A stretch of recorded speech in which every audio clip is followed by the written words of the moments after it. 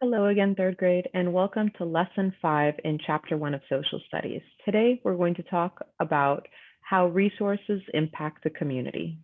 So we talked about climate, we talked about landforms and different land features.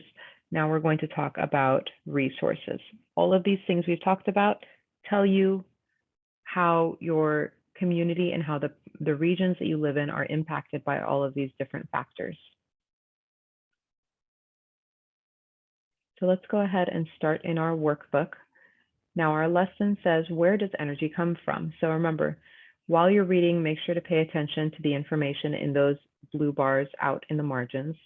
For number 1, it says, look at the images carefully. What do you expect to read about? List 3 adjectives that describe what you see in the first image. So you can put those in the My Notes section below. Identify the 3 types of mines shown in the second image. Circle examples of shaft mining and underline examples of slope mining. So anything you need to write, you can write in the My Notes section, or you can write in the margins of your workbook. For number 2, it says underline the sentences the sentence that describes what work in a coal mine is like, and reread how do the images support this description. Read the captions and study the images again. How else might you describe work done by coal miners? For number 3, as you know, landforms and water impact nearby communities. How might a mountain with coal deposits impact the nearby community? That you can answer directly underneath number 3 in that space. Now let's begin reading our section. Where does our energy come from? When you turn on a light or use a computer, you're using energy. Most energy used by machines comes from natural resources called fossil fuels. In 2017, the top 3 fossil fuels used in the United States were oil, natural gas, and coal. People dig wells to pump oil and natural gas up to the surface of the ground. People also dig mines to reach coal deposits. Coal is found on every continent and in many countries, but not in every community. Coal is often found in mountainous regions. The United States has some of the largest coal deposits in the world. They are found in the Appalachian Mountains, the Rocky Mountains, and in other areas. Many communities in the United States depend on coal. They use coal to power their homes and businesses. They also sell and trade coal to other places. Coal mining is hard and dangerous work, but it shapes life in many countries, many communities. To reach coal, miners dig hundreds, even thousands of feet underground. They use special equipment to travel in and out of the mines. Coal deposits can be far underground and deep within the mountains. Shaft mines go straight down a long way beneath the surface. Slope and drift mines tunnel into the mountainsides.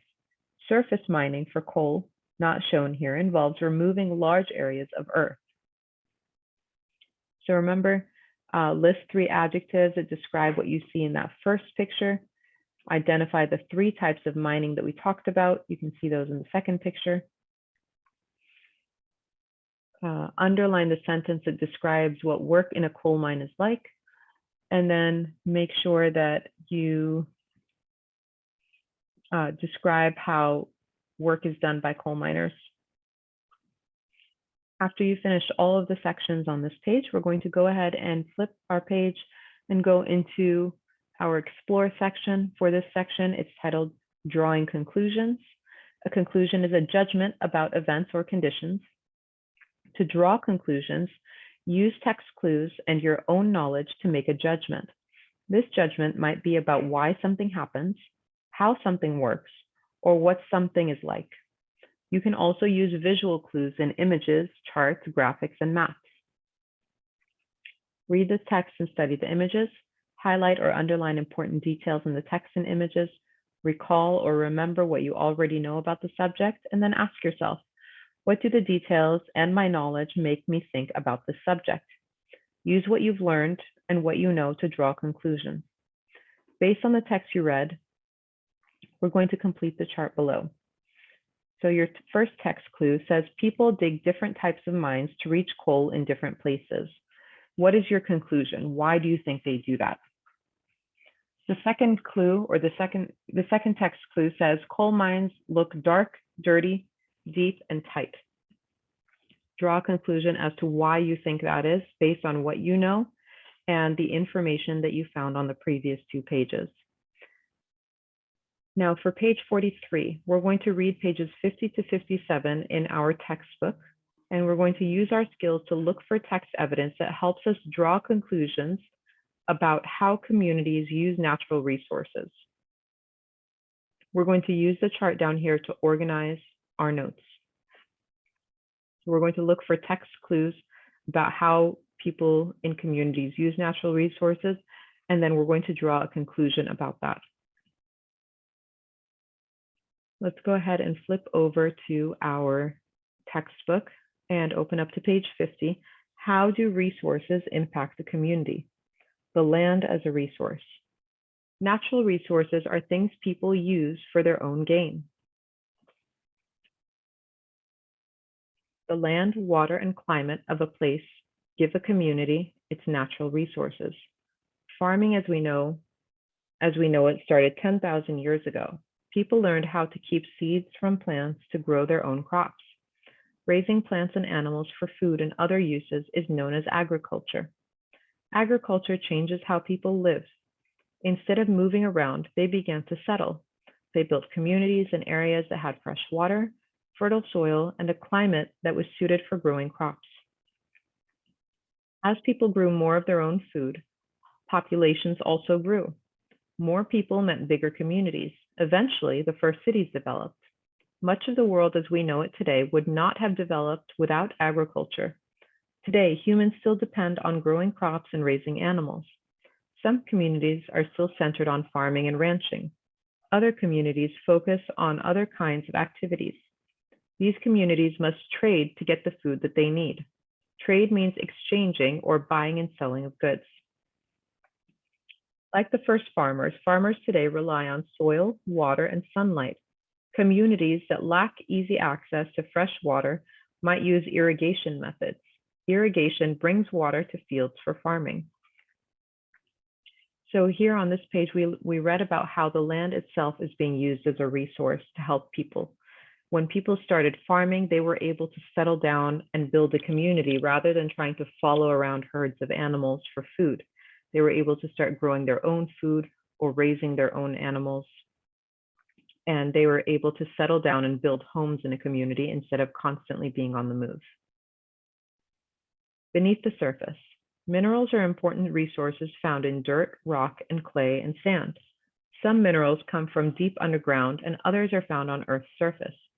Examples of minerals include salt, copper, gold, and even the graphite in your pencil. Early people made tools and weapons from different minerals. They made bows and jars from clay. They also made brick from mud or clay to build their homes. Today, people still use clay to make pottery. Many dishes and glasses are made with minerals. The red brick found in some homes is made from clay and rock that are ground together. Over time, people found metal in mineral ores. Ore is a mineral with something inside it that people want, such as copper or iron. First, miners dig up the ore. Next, workers heat the ore. Then they separate the metal from the ore. This process is called smelting. Finally, the melted metal can be shaped and cooled. Once cooled, it gets very hard. Metal goods are harder and stronger than things made from dirt, clay, or wood. Most iron ore comes from mines close to the Earth's surface. One of the most common metals on Earth is iron. For thousands of years, people made weapons, tools, and other things from iron. Then people learned to make steel from iron. Steel is stronger and lighter than iron. Steel makes it possible to build skyscrapers. Steel is also used in bridges, trains, and train tracks, cars, ships, and airplanes.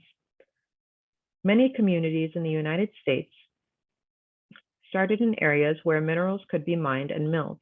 Today, people across the country rely on mining and milling for goods, jobs, and trade. Minerals are found in goods we use every day, from jewelry to mirrors and computers to toilets. Some underground resources, called fossil fuels, form over long periods of time from dead plants and animals. Fossil fuels include oil, natural gas, and coal. Fossil fuels are the largest source of energy in the United States. However, they are non-renewable resources. That means they take a long time to replace. Many people worry about running out of these resources. Some people and communities have begun using more renewable resources for power. These include water, wind, and solar energy from the sun. Mills are industrial plants. Steel mills turn iron from iron ore and carbon from coal into steel. Water as a resource. Communities need water as a resource for drinking, washing, fishing, and raising crops. Waterways also serve as roads before trains, cars, trucks, and airplanes travel. Before trains, cars, trucks, and airplanes, people traveled more quickly by water than over land. People settled where they found good water and resources. Over time, the villages grew into towns and cities. Communities used their rivers, lakes, and oceans to help them trade and grow further. Often, communities trade resources that they have for those that they do not. They trade goods that they make to get things that they do not make. Jobs in trade help towns and cities grow even more. People are also attracted by the easy availability of different goods. Because water is such an important resource, people tend to settle near harbors. A harbor is part of an ocean or a lake. Harbors are next to land and are protected from rough waters. Because the water in harbors is deep enough for ships, they are good places for ports where ships load and unload people and goods. Large boats, such as this barge, use rivers to transport goods into communities around the country. People also settle and build communities near the mouth of rivers. This is where rivers empty into larger bodies of water. That way, people can be connected by both the river and the large body of water. Many of the largest cities in the United States were built on waterways. Boston, New York City, and Miami are on the Atlantic Ocean. Los Angeles, San Francisco, and Seattle are on the Pacific Ocean. New Orleans is at the mouth of the Mississippi River, where it empties into the Gulf of Mexico. The Mississippi River also flows through the northern city of Minneapolis. Chicago and Milwaukee each border Lake Michigan. Port cities are busy. Some people have jobs loading and unloading goods on the ships as they come and go. Other people own shops and businesses that support shipping. Today, the large ships that travel in and out of our ports can carry as many as 18,000 containers. Each container might be the size of a classroom. Waterways have been important resources for people for thousands of years. They provide food, water, and an important source for transporting goods around the world. The busiest ports in the United States are found at Los Angeles and Long Beach in California, New York City in New York, and Newark, New Jersey. The Port of Los Angeles alone employs 500,000 people.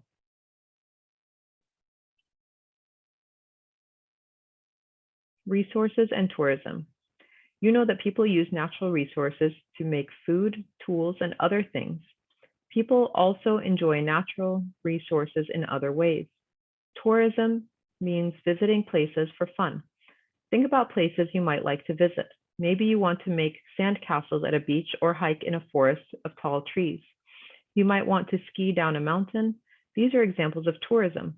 Landforms are an important natural resource for tourism. Tourism is also affected by climate or the usual weather that a place has. Some climates are warm and wet, some are cold and dry. Others change with the seasons. The climate of a place depends on many factors. These include its latitude, its nearness to large bodies of water, and its elevation or height above sea level. Higher elevations, such as mountains, tend to be colder. Lower elevations near the equator tend to be hot. Beaches provide another important resource to communities. They attract tourism. Many tourists like to visit places with warm climates, especially if they live in places with cold winters. Communities in warm states such as Florida and California benefit from year-round tourism where people come to enjoy the beaches. Other tourists flock to snow-covered mountains where they can enjoy cold weather sports such as skiing, snowboarding, and ice skating. Tourism is not just an activity, it's also a business. Many people work in jobs that support tourists. They sell food, souvenirs, and supplies. Others find jobs in businesses that provide places to stay, such as campgrounds or hotels.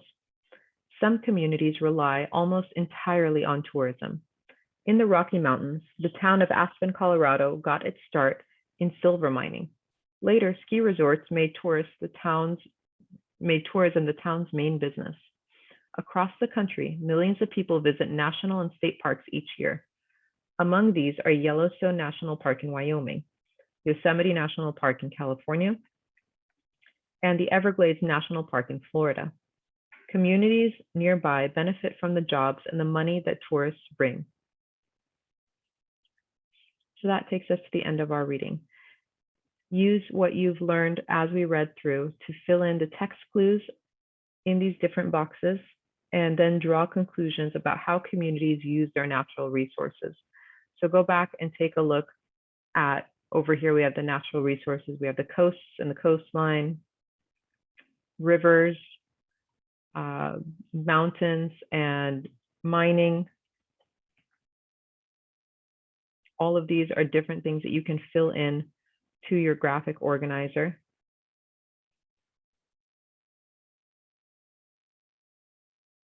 Now, once you've completed reading page 50 to 57 and you've completed page 43, we're going to go ahead and flip our page and go to our Write About It section.